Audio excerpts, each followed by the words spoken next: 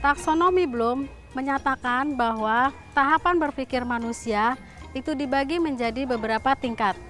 Untuk anak usia dini ada 3 tingkatan. Yang pertama tingkat ingatan, yang kedua tingkat pemahaman, dan ketiga tingkat aplikasi. Nah, pada saat anak bermain peran, sebetulnya mereka sudah mencapai tahapan aplikasi. Itu artinya mereka sudah melihat apa yang terjadi dalam lingkungan sekitarnya, kemudian mengingat, memahami, dan mengaplikasikannya. Tetapi di banyak tempat, banyak orang dewasa yang masih menganggap ketika anak bermain peran itu sesuatu hal yang bodoh, yang tidak berguna. Kalaupun ada di lembaga PAUD, itu hanya melakukan kegiatan bermain peran untuk memerankan berbagai macam profesi. Nah, sebetulnya kegiatan bermain peran yang bagaimana yang sesungguhnya membuat anak belajar, menyenangkan dan bermakna, serta menumbuhkan potensi kecerdasan majemuknya. Untuk tahu jawabannya, jangan kemana-mana pemirsa, ikuti terus program Guruku kali ini. Anak-anak, hari ini kita akan bermain dan belajar di sentra bermain peran. Nanti anak-anak akan memerankan, ada yang menjadi perawat, ada yang menjadi tentara, ada yang menjadi dokter dan polisi. Nah, sekarang Ibu Guru mau tanya anak-anak satu-satu, anak-anak ingin menjadi apa? Sekarang mulai dari Alian, mau jadi apa? Jadi polisi. Mau jadi polisi, Vincent? Mau jadi polisi. Polisi juga, Sahira? Dokter. Dokter, Kesha? Dokter. Dokter, Daniel? Tentara, Kelly? Tentara. Tentara, Samara? Polisi. Polisi. Di sini, iya Ibu Guru punya bermacam-macam pakaian, ya. Ada tentara, ada polisi, dan ada perawat. Bermain peran bagi anak usia dini merupakan salah satu aktivitas yang membuktikan bahwa anak belajar dengan cara meniru, dan saat anak bermain peran, ia menunjukkan bahwa kemampuannya memperhatikan dan mengingat apa yang terjadi di lingkungannya sangat tinggi. Tetapi masih banyak guru yang mengira bermain peran adalah sesuatu yang diciptakan untuk memerankan berbagai profesi dengan berbagai kostum atau pakaian dan atribut-atribut lain seperti pada suatu pementasan. Daniel juga jadi tentara, yang jadi Vincent, ini Daniel jadi polisi. Padahal saat anak usia dini bermain dengan remote control yang dijadikan mobil-mobilan atau telepon genggam, itu pun sudah merupakan bentuk dari main peran. Saat anak membangun dengan balok-balok dan bermain dengan rumah yang dibangunnya, ia pun sedang bermain peran.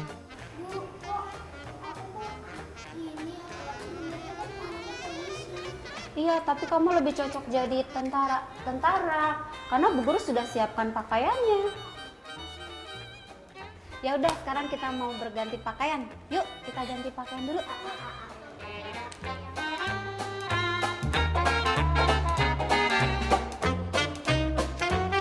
Nah, anak-anak bagus kan sekarang Nah, kita lihat guru sedang mengajak anak-anak bermain peran. Anak-anak diminta untuk memerankan profesi yang justru tidak mereka sukai. Ada anak yang diminta untuk memakai baju suster, ada yang memakai baju polisi, dan sebagainya. Lalu anak diminta untuk memerankan sesuai dengan pakaian-pakaian yang digunakannya. Ya, Sahira sudah rapi. Ya, silakan duduk Sahira.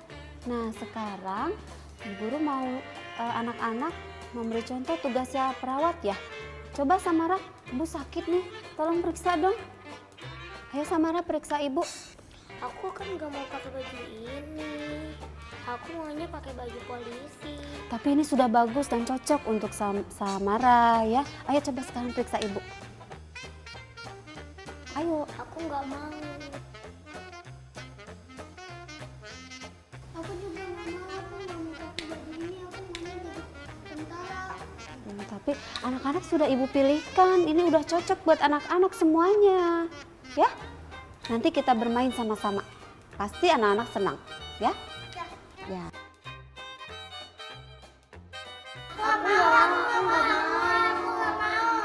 Ya sudah, pokoknya nanti kalau anak-anak sudah bermain, pasti anak-anak senang deh. Ya, nanti Ibu Guru arahkan semuanya.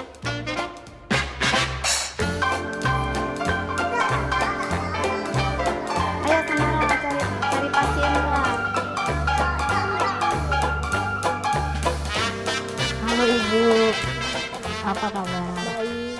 Ibu apa kabar? Alhamdulillah baik, Bu. Ya, Ibu perkenalkan, nama saya Dian Ansoria. Saya kesini ingin berbagi pengalaman saya mendidik anak usia dini lebih dari 10 tahun. Mudah-mudahan berguna buat ibu-ibu dan buat pemirsa di rumah. Nah, tadi sudah kita lihat ya Bu di monitor bagaimana anak-anak melakukan kegiatan bermain peran di sebuah lembaga PAUD. Kita tahu bahwa bermain peran itu sangat penting dalam pembelajaran anak usia dini. Jadi tidak bisa kita anggap remeh, karena kalau kita kaitkan dengan taksonomi Bloom itu sudah berarti pada tahap ketiga. Tahapan taksonomi Bloom itu kan dari ingatan, pemahaman, dan aplikasi. Ketika dia bermain peran berarti dia sudah mengaplikasikan apa yang dia lihat, dia ingat, dia pahami, dan dia laksanakan. Nah, tetapi kebanyakan di lembaga PAUD itu mereka memfasilitasi bermain peran anak hanya dalam bentuk kostum-kostum profesi yang mereka pikir itu sebetulnya bermain peran. Padahal bermain peran untuk anak usia dini bukan hanya berkaitan dengan kostum, tetapi segala bentuk permainan yang mereka lakukan itu pasti ada unsur main perannya. Ya, jadi tidak kita direct untuk kamu jadi ini ya, jadi ini gitu. Dan anak harus berkembang dengan sendirinya sampai mereka bisa memainkan peran-peran yang lebih rumit. Misalnya peran yang lebih rumit ketika anak bermain dengan boneka yang kecil-kecil. Itu namanya main peran mikro, bagaimana mereka berlaku seperti dalang. Ya, itu sangat tinggi kemampuan anak untuk bisa melakukan itu. Tentunya ada tahapan dari awal, dari bayi, kemudian semakin meningkat usianya, semakin meningkat kognisinya.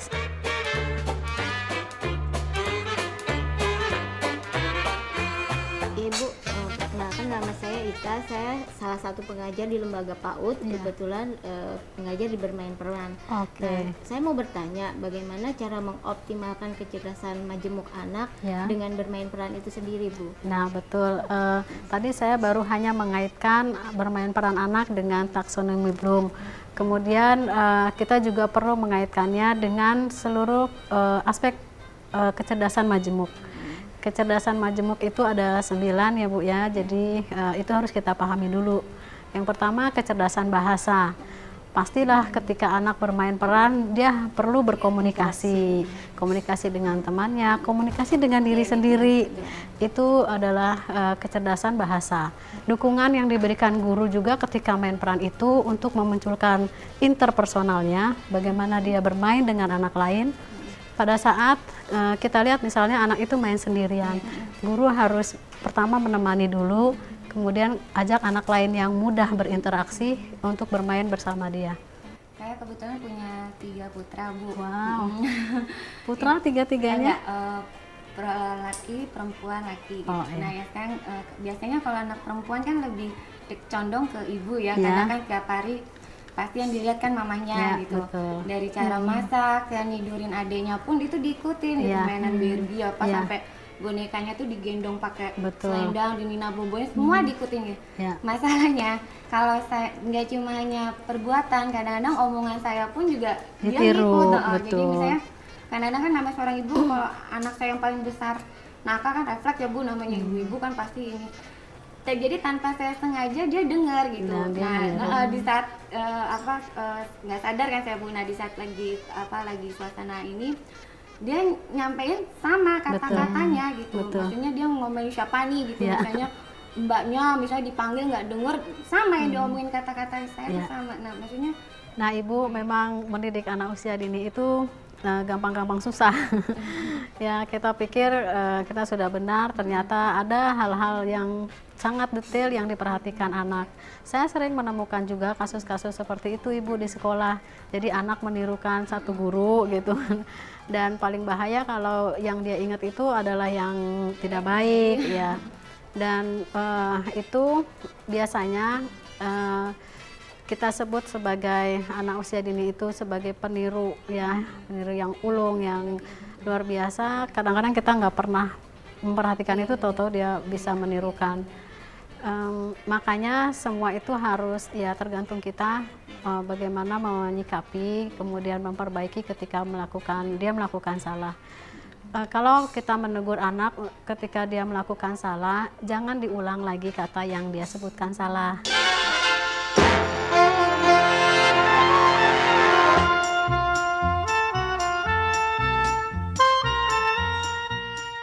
Ada banyak kiat lagi yang bisa saya akan berikan nanti supaya ibu-ibu bisa melakukan bermain peran yang benar di lembaga PAUD dan ibu di rumah bisa memfasilitasi kebutuhan anak bermain peran.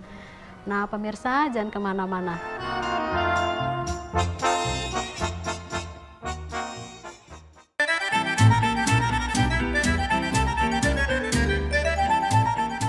Pemirsa, masih di program Guruku.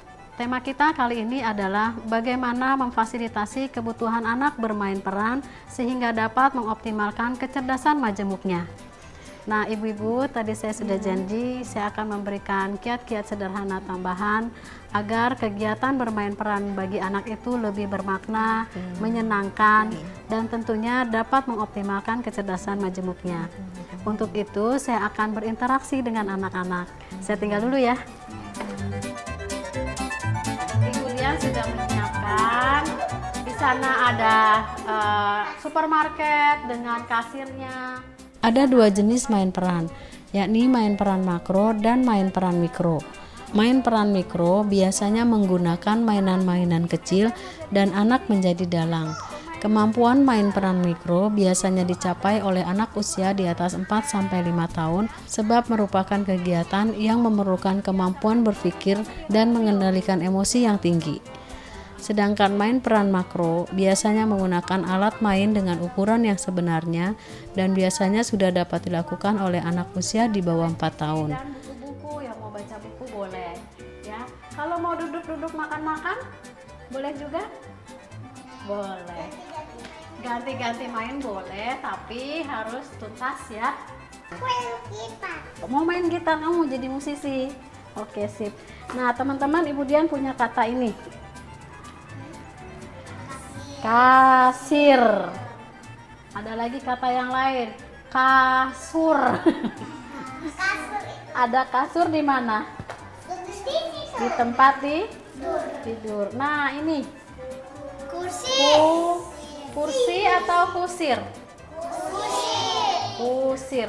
Yang mana kusir, atas atau bawah? Atas. Tidak usah tunjuk, sebutkan saja atas atau bawah. Atas. Duduk yang bagus, teman. Yang beda apa? Huruf apa? Kamu sebutkan saja, tidak usah tunjuk. A dan U. Yang beda huruf A dan U. Mau nyanyi lagu ini? Mau?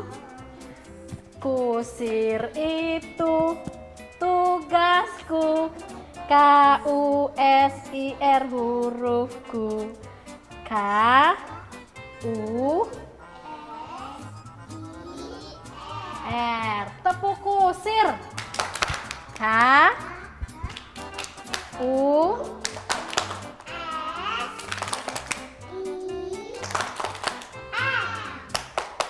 kusir. Sekarang ini, kasir itu tugasku, KASIR hurufku, KR.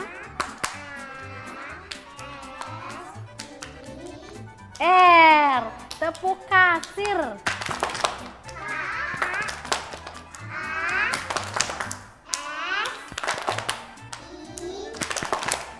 R. Kasir. Oke, ini nanti yang mau nulis kata-kata ini boleh dibawa ke situ, ke meja yang ada kertas dan pensil. Terus yang lain boleh main yang lain. Oke? Siap, ingat ya. Mainkan, selesaikan, lalu boleh pindah. Ya. Kamu mau main di mana? Oke, ini bawa ya, boleh dibawa ke sana, boleh tulis-tulis. Kamu main di mana tadi? Mau main gitar. Iya, kamu boleh main gitar. Mau main apa? Mau jadi kasir. Mau main tempat tidur. Wilson mau main apa? Mau main musik boleh. Ini kalau mau beli-beli di sini. Ini ada dapur. Mau masak-masakan? Enggak. Ini kue-kuehan, boleh main di sini. Yang di sini berdua saja. Oh, ditaruh sini. Ini harus beli. Harus beli, bayar dulu ke kasir, baru boleh bawa pulang. Ya? Oke. Mau main di sini? Ini ada boneka kecil-kecil, lihat punya ibu dia. Oh, ini juga. Bermain peran pada anak usia dini sesungguhnya memiliki tahapan sejalan dengan peningkatan tahap berpikir anak, karena ini sangat berkaitan dengan kemampuan kognisinya. Perkembangan bahasa pun semakin meningkat saat anak bermain peran. Tahapan itu dimulai dari tahap main peran simbolik, yaitu anak menggunakan berbagai benda yang menjadi simbol atas benda yang sesungguhnya. Misalnya anak menarik-narik sesuatu dengan tali dan ia mengumpamakan itu sebagai mobil-mobilan atau seekor anjing yang sedang ditariknya. Kamu beli berapa kuenya? 3. Ini ya, bayar ya. 1, 2, 3. Berapa Bu kalau 3? Kamu mau kasih harga berapa? 1.000? Ya, 1.000. Bayar 1.000. Baru boleh bawa pulang. Pakai keranjang. Taruh di keranjang. Ya, ini taruh lagi. Guru harus dapat memfasilitasi kebutuhan anak main peran sebagai sebuah proses pembelajaran mereka dalam mengembangkan semua potensi kecerdasannya. Beri kesempatan pada anak untuk bermain sesuai minat dan tahapan perkembangannya sehingga ia menemukan pengetahuan baru dari bermainnya, terampil memecahkan masalah, serta tumbuh rasa percaya diri dan sikap positif dalam dirinya.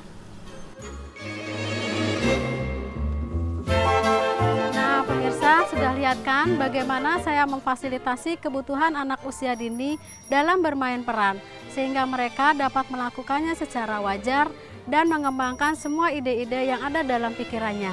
Nah, setelah ini saya akan berbincang-bincang kembali dengan guru dan orang tua murid tentang bermain peran pada anak usia dini. Jangan kemana-mana.